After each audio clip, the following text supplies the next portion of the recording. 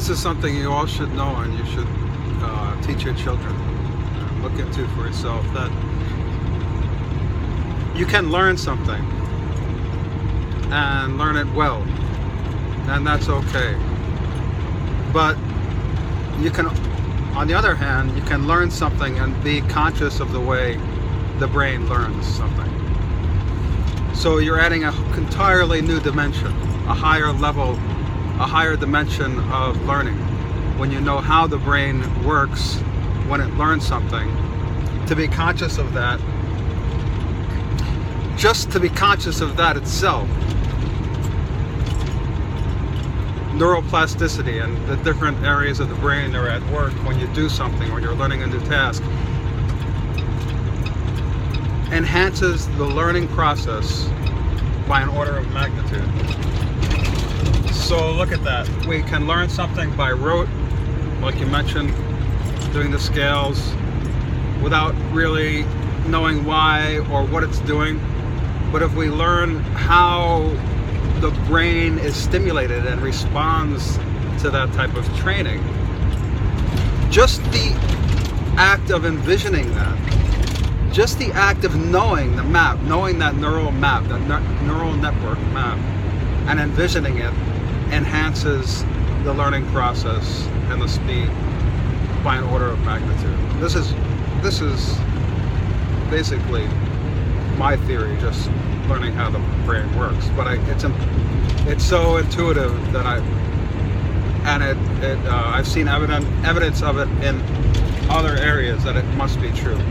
In other words, we can learn, for another example, we can learn to self-regulate, let's say self-regulate our emotions or behaviors in some way. But if we are aware of what's taking place within the brain as we do that, which areas are being used and which type of connections are being made, in essence, learning how the brain works, we enhance that process and accelerate that process. So this is all part of the consciousness studies. This is the neuroscience part of it. So knowing that I have this brain and it's a tool and I'm the master of my brain, and I learn how it works and I teach my children how the brain works, how efficient it can be and how powerful it can be.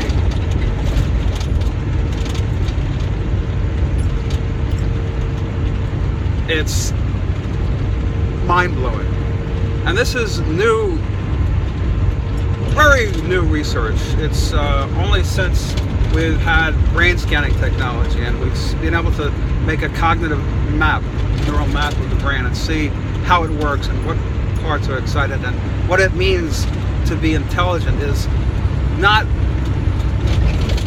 the brain cells themselves or the amount of brain cells or what you're born with, but the connections that you make within that network, which are the glial cells, the fatty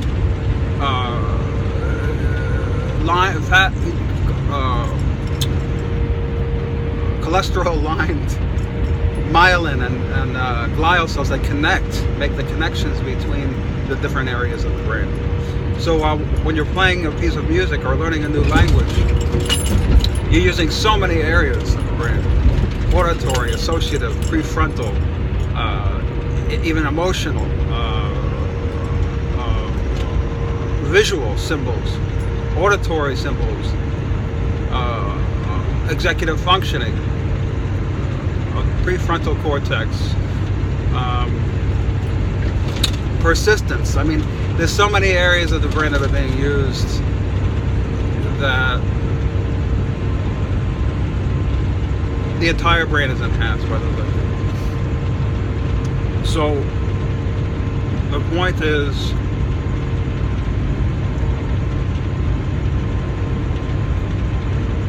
to learn about the mechanism, to learn about, it's like, I'll give you one more example.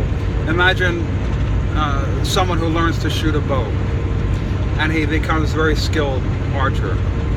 But imagine another man who has learned how to make the bow with his own 2 hands and make the string, and then learns to shoot that bow. Which do you think would be the reach mastery first? If both have equal innate ability for that activity, which do you think would make the better archer in the end?